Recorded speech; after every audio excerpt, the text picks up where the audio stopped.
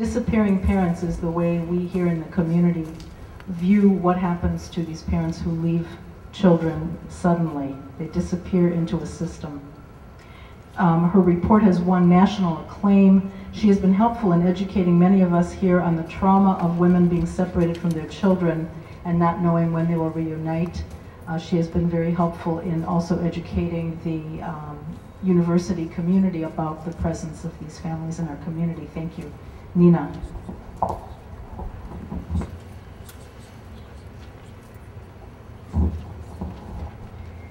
Well, thank you so much, Lori, for all the work that you put into putting on this event. I think it's wonderful to see so many people come out for it. I also wanted to particularly thank Guillermina for her remarks. I think it's so important for somehow the voice of the children that are impacted to be heard, because I think one of the most disturbing things to me about this issue is how invisible it is, how people just don't see what's happening.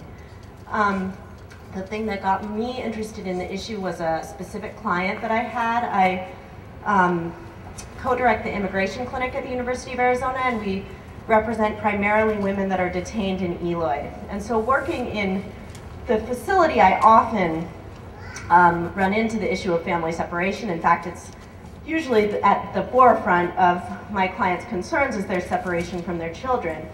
But this client had an issue that I hadn't seen before, which was that her children were in state custody. And she was encountering huge problems in trying to communicate with the state custody system from Eloy Detention Center. And over the course of, now it's almost 3 years that I've been representing her in her immigration case, it's been, I think, the most upsetting experience I've ever had as an attorney to watch her case play out. She has fought both her immigration case and her child welfare case and is losing both. And just last month, her parental rights were actually terminated for her 4 children, 3 of whom are US citizens. And I can say without a doubt, I've consulted many child welfare experts about her case, that the initial misdemeanor arrest that resulted in her detention and eventual deportation was not grounds for termination of parental rights. It's questionable whether it even would have resulted in removal of the children. But because she was immediately turned over to ICE, there was nowhere for the children to go. She has no relatives in this country. They were placed with a foster family. And then she spent 2 years in Eloy fighting her immigration case. And because of her unavailability to parent, the state moved to terminate her parental rights. She was eventually deported, even though her immigration case is still pending. And now yet another year has passed of frustrated attempts to reunify with her children. And last month, her parental rights were terminated. So as I watched this play out, and watched the inability of either system to register what was happening. So on the one hand, in immigration, we were continually saying to ICE, you need to release her. She can't participate in the child custody proceedings if she remains detained. She has no criminal history of any significance. She is not a flight risk because she needs to stay here to see her kids. They would not release her for 2 years. At the same time, in the child welfare system, she never met her social worker who was on the case. She never met the attorney representing her interests in the custody case. And we were continually trying to communicate to that system, she's only unavailable because she's detained. This has nothing to do with her fitness as a parent. And that also wouldn't register. So, experiencing this case, I wanted to know whether this is a fluky situation or this is something that actually is a systemic problem that's happening to others.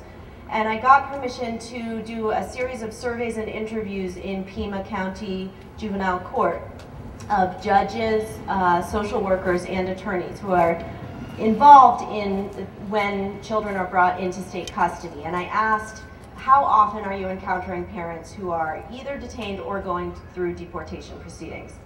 I had about over 50 surveys and then did 20 follow-up interviews with that mix of judges, social workers, and attorneys.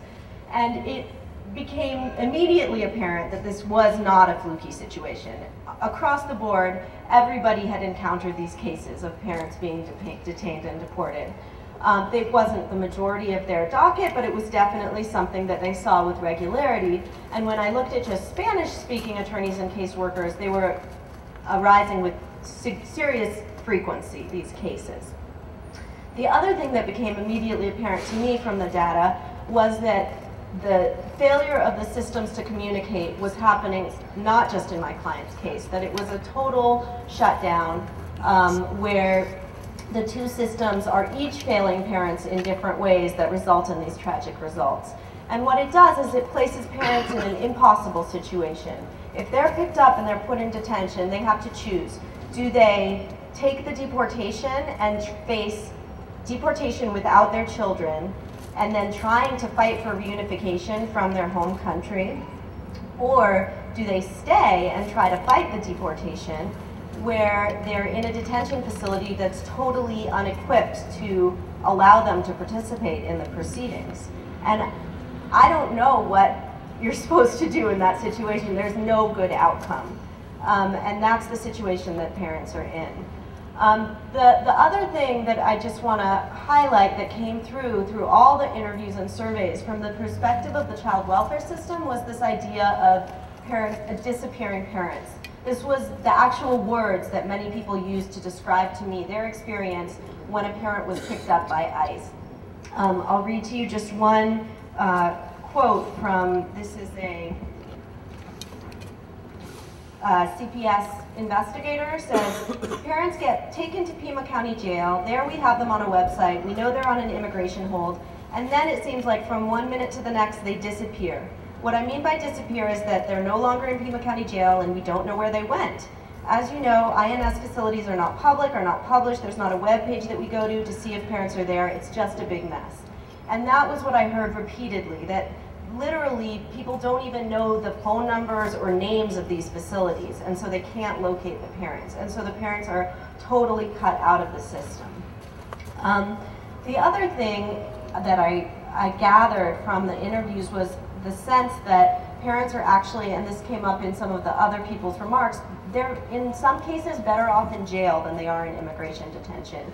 Jail, there's, I'm sure, many problems with the way incarcerated parents experience the foster care system, but it is an acknowledged situation that parents face. There are mechanisms set up so that parents can be transported for hearings, so that they can take parenting classes or substance abuse counseling to make progress on their case plan for CPS. None of that can happen in a detention facility.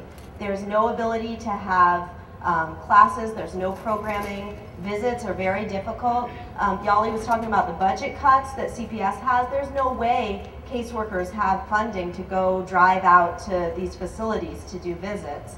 Attorneys also are not making the visits happen. So people in detention are uniquely isolated and unable to participate. And I think that one of the things that is a failure on the child welfare system's part is that there's these mandatory timelines. So after a certain period of months pass, by law, the state has to move to terminate parental rights and move towards adoption. And you know, there's good reason for that. There's concerns about children languishing in the child welfare system for long periods of time without some permanent plan. But that's not the situation of the parents in immigration detention. They're unavailable because these cases take so long to play out. And so to have the clock ticking on them just as it would for any other parent is really a failure to recognize the reality of what's happening with these families. So I don't want to take too much more time. I'd be happy to talk afterwards in more detail about both the specific cases that I've worked on as an attorney and also the data that I gathered. But I do think that it makes very plain that this is both a local and a national problem. And I think also one thing I do want to note is that the solutions can happen both locally and nationally. So nationally, you know, there have been some indications that the Obama administration is acknowledging this problem, but it has not translated at all into actual practices on the ground. I think the number one thing that ICE could do to address this problem would be to parole parents out who have CPS concerns. If the parent is not a flight risk, and most of them won't be if they're devoted to fighting for their kids, and there aren't security concerns, there's no reason to hold them in detention. And ICE has been totally unwilling to meet with me. I've been asking for a meeting since last May to discuss parole of these parents, and they don't respond to requests for parole. So I think that is an issue that's both local and national. I also think that having some point people in CPS to handle these issues, because they arise across the board, a small number of them arise. Caseworkers can't be equipped with the specialized knowledge to deal with them. If you had one person that was sort of the point person, I think that would make a huge difference in just the ability of the agency to handle these cases in a more sophisticated and sensitive way. So I will stop there.